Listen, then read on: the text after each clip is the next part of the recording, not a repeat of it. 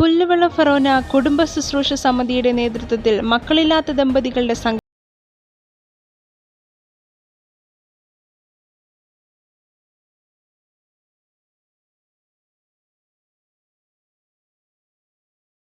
Community ഹാളിൽ വെച്ച് നടന്ന സംഗമം ഫെറോന വികാരി ഫാദർ ഡൈസൺ ഉദ്ഘാടനം ചെയ്തു.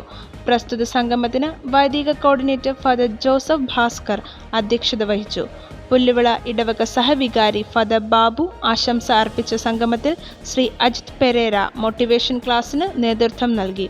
Forane sister animator sister Alice SDA സ്വാഗതവും പുല്ലുവിള ഇടവക കൺവീനർ ശ്രീമതി ട്രീസ കൃതജ്ഞതയും പറഞ്ഞു.